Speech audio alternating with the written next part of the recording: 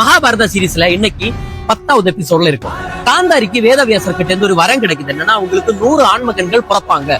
காந்தாரி கர்ப்பமாகறாங்க. 1 வருடத்துக்கு மேல கருவுச்சிருந்து அவங்களுக்கு இன்னும் குழந்தை பிறக்கல. இந்த கவலையிலே இருக்காங்க.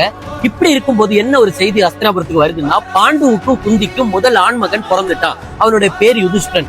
பீஷ்மர்ல இருந்து அந்த ஊர் மக்கள் எல்லாருமே அவ்வளவு சந்தோஷப்படுறாங்க, ஒருத்தங்களா தவிர. காந்தாரிக்கு இது கவலையை கொடுக்குது. என்னன்னா, நான் குந்திக்கு முன்னாடியே கருவிட்டேன், ஆனா எனக்கு இன்னும் என்னுடைய பையன் பிறக்கல, ஆனா குந்திக்கு முதல் குழந்தை பிறந்துடுச்சேன்னு இந்த கோபத்துல என்ன பண்றாங்கன்னா, தன்னோட வயத்தை போட்டு அடிக்கிறாங்க. அடிக்கும் போது இரும்பு உருண்ட மாதிரி ஒரு மாம்ச பிண்டம் கீழே விழுது. வேதவியாசரை கூட்டிட்டு வர்றதுக்கு உத்தரவு வருது. வேதவியாசர் வராரு. என்னுடைய வாக்கு என்னைக்குமே பொய் ஆகாது, நீங்க கவலைப்பட வேண்டாம்னு சொல்லி அந்த மாம்ச பிண்டத்தை எடுத்து 101 கஷ்ணங்களா முறிக்கிறாரு. 100 துண்டுகளா தான் முறிச்சாரு. ஒரு எக்ஸ்ட்ரா பீஸ் வந்துச்சு.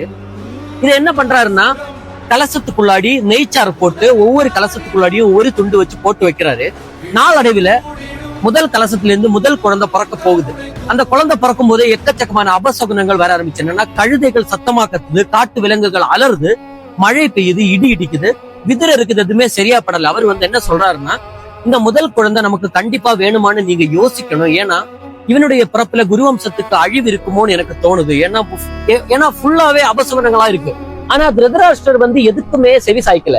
எனக்கு என்னுடைய முதல் குழந்தை என்ன ஆனாலும் வேணுங்கிற ஒரே உறுதியான நிலைப்பாட்டுல இருந்தாரு. யாருமே எதுவும் சொல்ல முடியாது இல்ல, அவர் தானே அரசர். முதல் குழந்தை ஒரு கட்டத்துல பிறக்குது. அவரோட பேர் தான் துரியோதனன்.